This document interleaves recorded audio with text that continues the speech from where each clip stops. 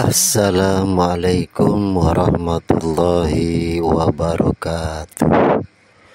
Salam damai, salam sejahtera, salam kebajikan untuk seluruh umat manusia sedunia. Bertemu kembali dengan kami Mbah Sis di channel Cahaya Hati. Pada kesempatan kali ini kami akan mencoba memberikan informasi tentang uraian manusia itu sesungguhnya adalah dua dimensi. Kali ini penjelasan manusia dua dimensi itu kita lihat dari yang wujud dan yang tidak wujud. Yang wujud inilah dimensi dunia, karena semua yang ada di dunia ini adalah wujud, dapat di-connect atau dapat berinteraksi dengan panca indera manusia, atau terkoneksi oleh panca indera manusia. Nah, yang wujud ini dapat kita lihat oleh panca indera kita, dapat kita rasakan, sehingga yang wujud ini jelas nyata adanya. Kemudian yang namanya wujud di dalam diri manusia adanya bernama jasmani. Jasmani ini wujud manusia. Inilah dimensi dunia. Kemudian di dalam jasmani atau manusia itu ada dimensi yang tidak wujud, ya, berupa metafisika atau gaib atau tidak nyata, berupa gelombang. Nah, jasmani ini adalah alat baca yang wujud secara virtual, dan ada di jasmani ini yaitu yang berupa gelombang, yaitu akal. Akal ini adalah dimensi yang tidak wujud, berupa gelombang, dan akal ini adalah alat baca gelombang. Yang berupa gelombang dibaca oleh akal, yaitu sesuatu yang tidak wujud, yang tidak nyata, atau metafisika. Nah, keduanya, jasmani atau badan yang wujud di manusia dan akal yang ada di manusia, itu adalah alat baca dunia. Jadi alat baca dunia berupa gelombang adalah akal, dan alat baca dunia yang wujud yang virtual adalah jasmani atau panca indera yang wujud. Nah, itu alat baca dunia. Nah, jasmani mempunyai dua unsur alat baca atau dua dimensi. Itu seperti itulah manusia. Nah, ada lagi yang inti daripada bagian unsur manusia itu, dimensinya yaitu dimensi tinggi, dimensi yang metafisik, tidak nyata, gaib, yaitu rohani manusia. Jasmani dan akal yang alat baca dunia itu akan bisa berfungsi jika ada rohani di dalam diri manusia atau jasmani itu.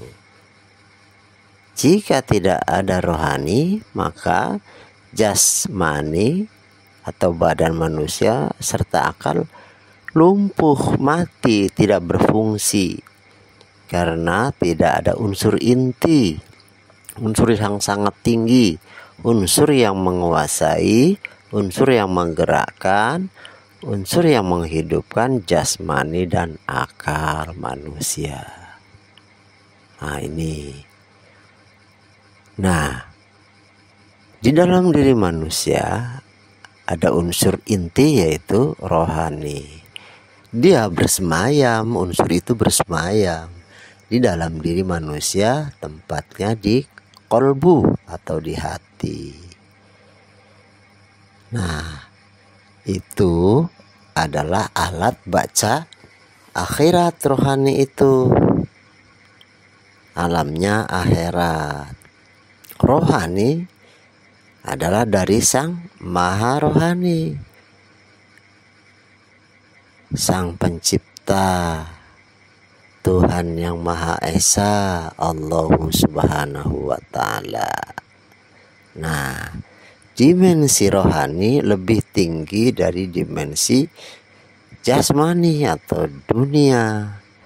Maka manusia harus berpikir dan merenung bahwa rohani itu dimensinya tinggi di atas dimensi jasmani dunia.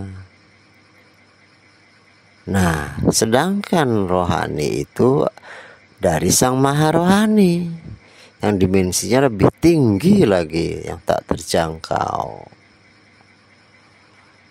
Nah, manusia kebanyakan di dunia ingin mengetahui tentang kekuasaan Tuhan, kesucian Tuhan, kekuasaan dan juga banyak lagi yang lainnya.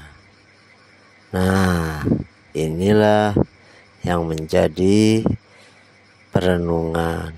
Bagaimana caranya manusia tersebut bisa masuk ke alam akhirat, tempat bersemayamnya rohani.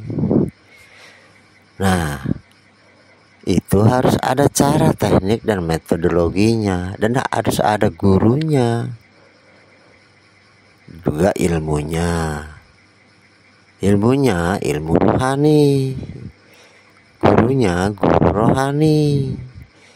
Kalau tidak ketemu guru rohani dan belajar serta praktek di ilmu rohani, tidak mungkin kita bisa kembali kepada Sang Maha Rohani, rohani kita, dan kita nggak bisa masuk alam akhirat. Antara dunia dan akhirat itu ada batasan. Jika manusia meninggal pun itu tidak bisa rohaninya kembali ke alam akhirat karena ada batasan.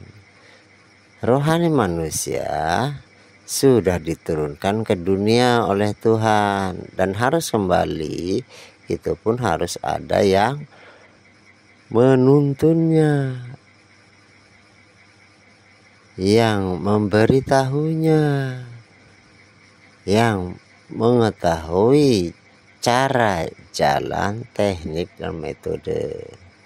Ibaratnya sebagai penuntun, sebagai penghubung, sebagai panutan pada diri kita untuk bisa kembali ke akhirat atau rohani kita kembali kepada Sang Maha Rohani. Seperti itu. Saudara-saudaraku yang budiman, renungkanlah akan diri kita sebagai manusia yang Diri kita sebagai manusia ada dua dimensi. Dimensi jasmani bila pada saatnya akan kembali kepada yang wujud atau asal muasal daripada jasmani ini diciptakan, dibuat,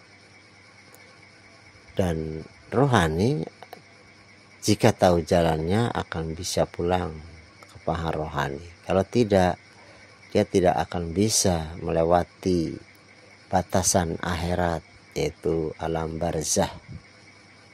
Jika nanti manusia itu meninggal, jasmaninya, batas ambangnya, batas waktu hidup di dunia, rohaninya tidak bisa pulang.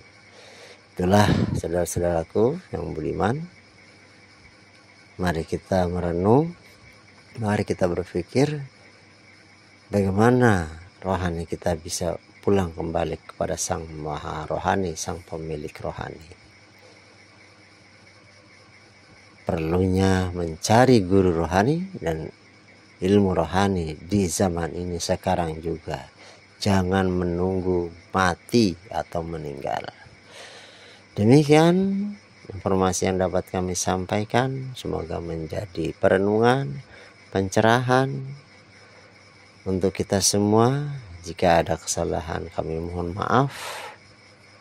Mari kita bersama-sama berjuang untuk bergerak mencari guru rohani dan praktek ilmu rohani.